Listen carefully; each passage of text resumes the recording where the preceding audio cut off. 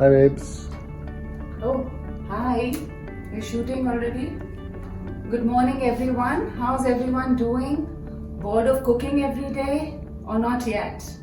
Okay, so today I'm going to do a very jhatpat cheat biryani. It's simple. I learned it from some cook somewhere. He was cooking and I asked him if he can teach me how to do it because it was really delicious what he had done and it comes about really quickly.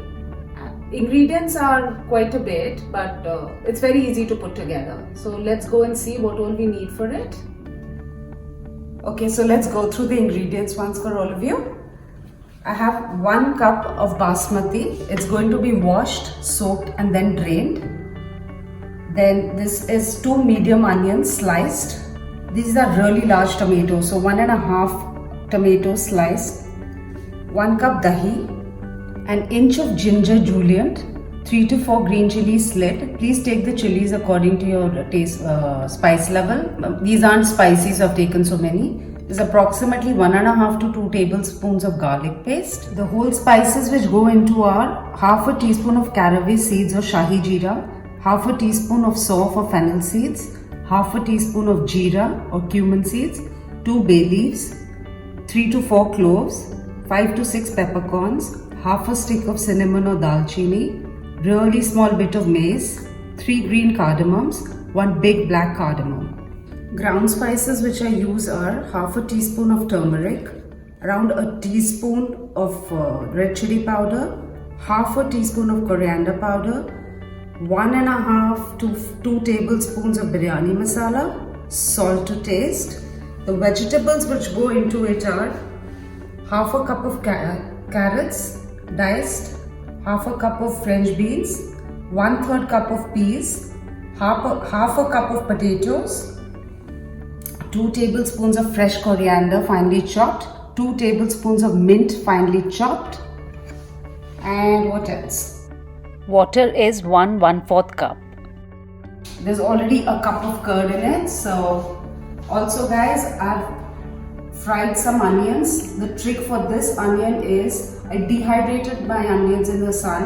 You slice them fine, dehydrate them for a couple of days in the sun. You can store it for some time and just take very little oil and just fry it. It comes around really quickly. Don't need to take a big kadhai, put in fresh onions and fry them. It absorbs a lot of oil. This is really quick. You can avoid it in this or add it. It's totally up to you. This is around 1/4 cup. So we're going to start the process of cooking the biryani. I have heated a pressure cooker and in that I'm going to add 2 tablespoons of clarified butter or ghee and a tablespoon of oil, or you can take a tablespoon of butter, whatever it is that you prefer. Once that heats up,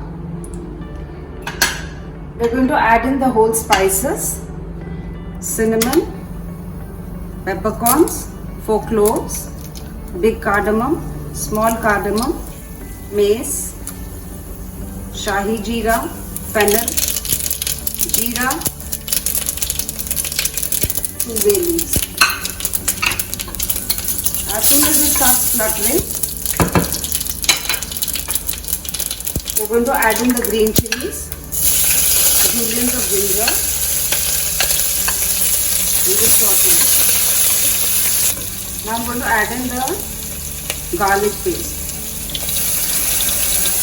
Just saute it. Saute it for 2-3 minutes. Add in the onions.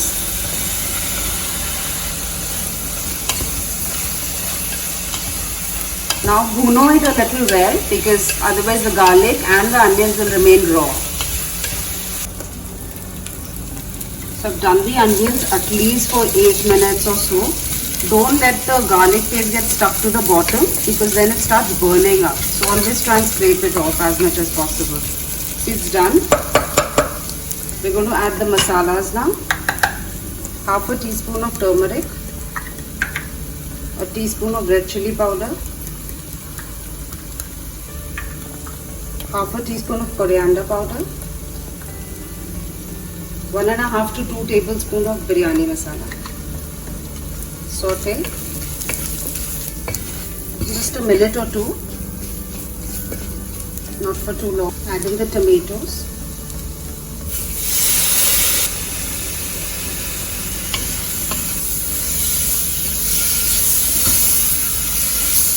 Guys, please adjust the oil according to your preference. Like if you like it with more oil or ghee, do that. Basically, cook the tomatoes well. That's going mushy now. Just a couple more minutes. See, the tomatoes are absolutely mushy. It's done. Next goes in the curd. A cup of curd. Mix. Increase the heat a little bit. Let it just come to a boil. Yeah, see, it started simmering. We're going to add in our veggies. Potatoes, carrots, beans, peas. Just to mix. See how much vegetables I've got in here. This makes a very good one-pot meal with just dahi on the side or raita. At this point, I'm going to put in my salt.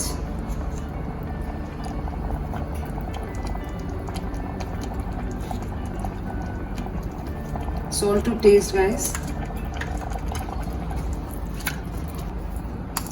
The fresh pudina. If you don't have it, you can avoid it. You can add a bit of dry if you want. Coriander.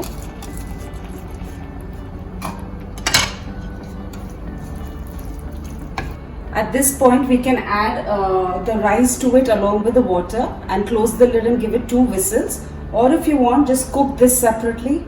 Cook your rice separately and you can arrange it in a vessel like the biryani and give it a dum also if you want. But I do it all together like a one-pot meal and it's fabulous. It gets done quickly. So I'm going to just go ahead and add the rice now.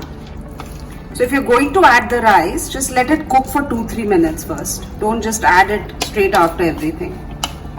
You can taste the water now. If it's a little extra in salt, it'll be perfect with your rice. So always do that whenever you're making these one-pot meals. Add in the rice. I've taken hot water.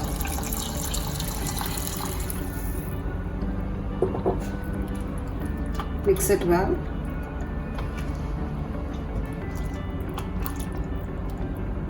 Actually, since I have the fried onions, I'm just going to add some. See how light it is in the oil. There's barely any oil in it. Now we're just going to shut the lid. Keep it on high for a whistle and then lower it a bit and give it another whistle. Do not open the cooker forcefully. Let the steam let out naturally. And then we're going to fluff it with a fork. Always fluff up your pulaus with a fork, guys. So it's been 2 whistles and I'd left it to cool so the steam comes out naturally. And now let's open it and see if it is opening on its own. Yes, it looks well cooked.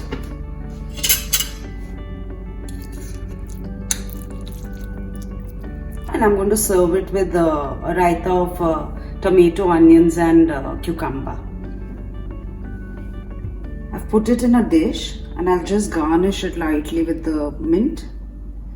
Don't add too much mint because you've already put mint before.